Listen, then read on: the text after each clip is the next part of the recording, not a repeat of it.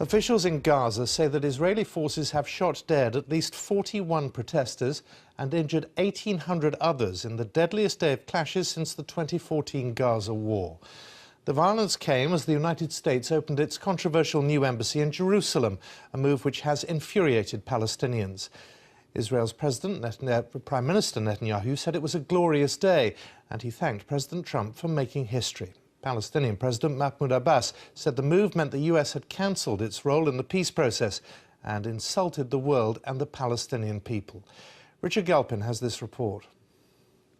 A drone flying above the Gaza border drops tear gas canisters on thousands of Palestinian protesters below. This, the latest in a series of demonstrations recently, has been particularly angry. Palestinians here outraged by the opening of the United States Embassy in Jerusalem. This protester says Gaza and the West Bank will rise up. Everyone, he says, including children and women. No one will stay at home. And there have been hundreds of casualties as Israeli forces have opened fire using live ammunition. Palestinian health officials say more than 40 people have been killed. The Israelis say they opened fire to stop any Palestinians crossing the border from Gaza into Israel. Oh, say, can you see? Just an hour and a half's drive away in Jerusalem, a scene of stark contrast. This, the official opening of the United States Embassy in the city, attended by President Trump's daughter Ivanka and her husband Jared Kushner. For everyone here, a moment to celebrate and savour on this, the 70th anniversary of the creation of the State of Israel. What a glorious day. Remember this moment.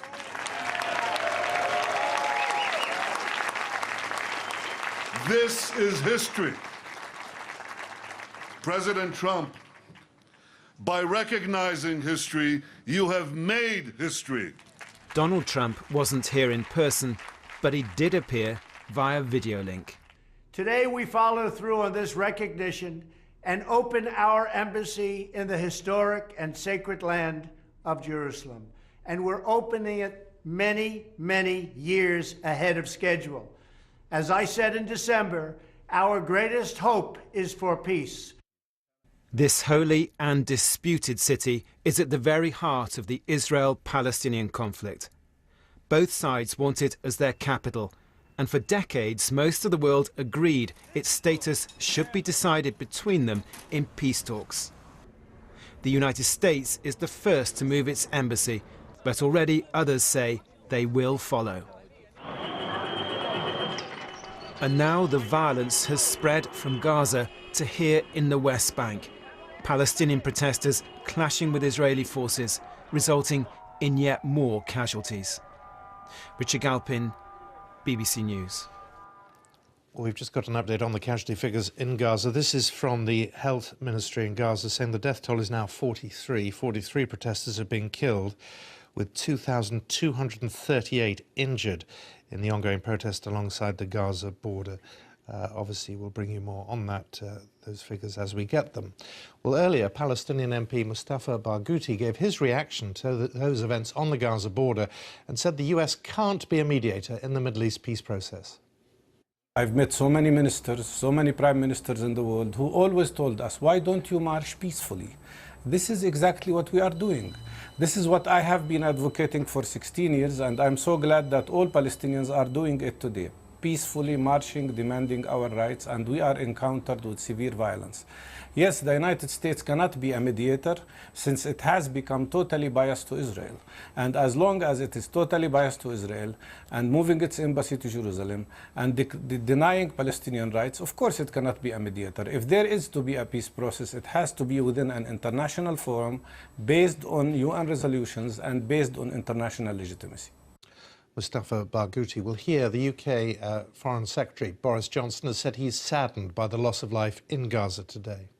Well, obviously we're extremely saddened by the loss of life that's taken place, and we understand that there are some people who've been provoking that violence, but on the other hand, there's got to be a restraint in the use of live fire. And as you know, the position of the United Kingdom is we don't agree with the decision of the US to move their embassy.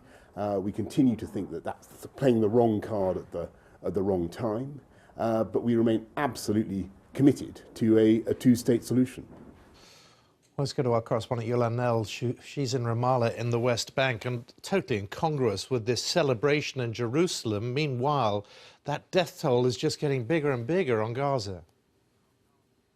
That's right. There have actually been clashes in the West Bank as well through the course of the day, and the biggest and most deadly ones, of course, taking place in Gaza. And really huge numbers of people injured, as well as that death toll of more than 43 people killed. It makes it the deadliest day in Gaza since 2014, since the war with Israel and Hamas militants there. And now, really, the Palestinians here in the West Bank have said that tomorrow will be a day of general strike. Shops and businesses will all be closed to remember the martyrdom, as they describe it. We've had a statement from the Palestinian President Mahmoud Abbas's spokesperson, who says that the US, with its move today, has cancelled its role in the peace process. It's insulted the world with the embassy move that's taken place, and it has created incitement and instability, the spokesperson said. And can we say, Yolande, that this is inextricably linked with the events at that new embassy in Israel, in Jerusalem? Well, there's several things that are happening at the same time here, because, of course, the US embassy move was timed to take place exactly 70 years since the creation of the State of Israel. And this is a date which Palestinians also mark. They call it their Nakba, their catastrophe. And Palestinians anyway would have been coming out on a traditional day of protest to remember the more than 700,000 Palestinians who fled or were forced to leave their homes in the fighting that followed the creation of the State of Israel back in 1948.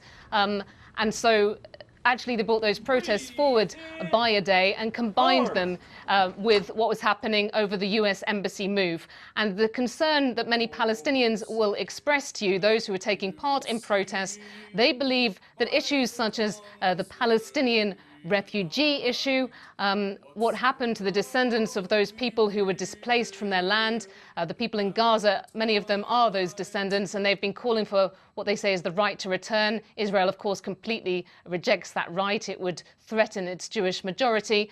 And they're also protesting about Jerusalem, another key issue in the Israel-Palestinian conflict, because the Palestinians want East Jerusalem to be the capital of their future state. And they say this is something that is actually outlined in UN resolutions. It has been the long-time international formula for peace that there should be what's known as the two-state solution, the creation of a Palestinian state based on borders existed before the 1967 war, and that this should be for the Palestinians in the West Bank, in the Gaza Strip, and with East Jerusalem as the capital. And they believe that what the US has done by recognizing Israeli sovereignty over Jerusalem, even though it has said it's not defining the borders of Israeli sovereignty, they think that that is a rejection of their claims. The US, though, I should say, President Trump, in his speech, his video message to the inauguration ceremony, he does still say that he remains committed to peace between Israel and the Palestinians. Yolande, the Israelis are saying that this was the violence was the result of Hamas and threatening to break through the border in Gaza. Is there evidence that some of those who've died were shot within Gaza, i.e. Israeli troops were firing with live ammunition across the border? Well, this is a border fence, and what the Israeli military says its rules of engagement are is it will stop anyone who is attacking an Israeli soldier, so perhaps by throwing firebombs. This is something that has been happening along the Gaza border. Also people, of course, throwing stones and burning tires there.